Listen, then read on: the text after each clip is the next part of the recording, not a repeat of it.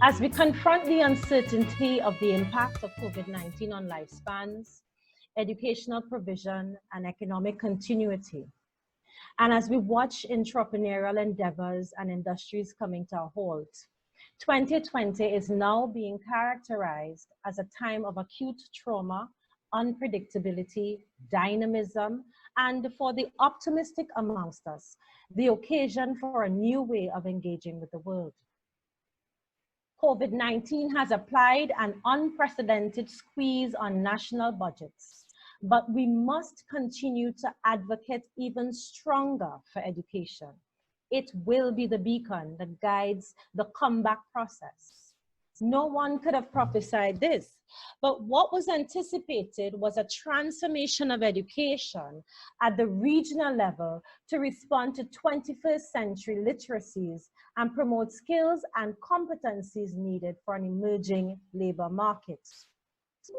The CARICOM Human Resource Development 2030 strategy was approved by heads of government in 2017.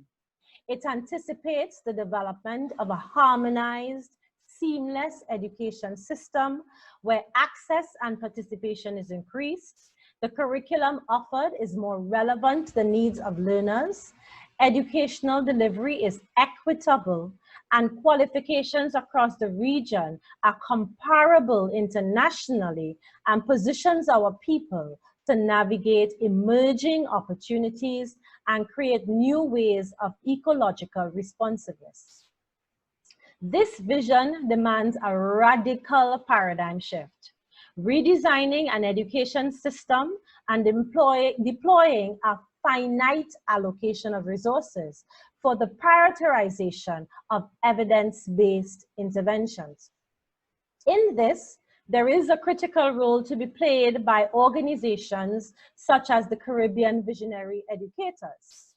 I note that as a professional community, it has tasked itself with obligations for educational development through knowledge exchange around Indigenous Caribbean-focused educational resources and services, with an anticipated reach that is not just regional, but international. As such, it promotes a Freudian notion of the teacher as a cultural worker and Said's representations of an intellectual, where the educator is a researcher whose role it is to raise embarrassing questions, to confront orthodoxy and dogma, and whose raison d'etre it is to represent all those people and issues that are routinely forgotten or swept under the rug. Educational development in a public health crisis demands that we as educators hold true to our cultural obligations to help students become 21st century crap detectors, according to Urban. But he, in fact, borrowed the expression from Postman and Weingartner's 1971 publication, Teaching as a Subversive Activity. I figured that if I was able to show the providence of the language, I would get away with the harshness of the expression.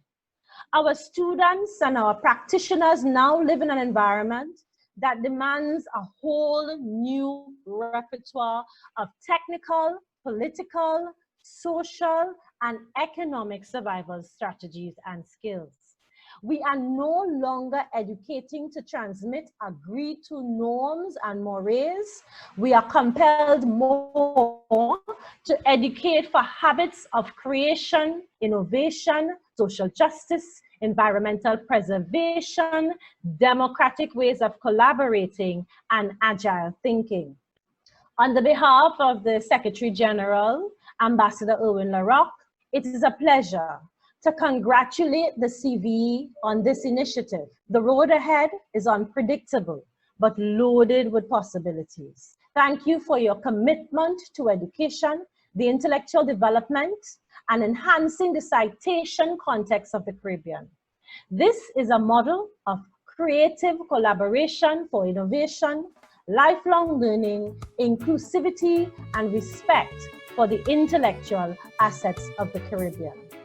I wish CVE all success as it continues to serve. Thank you.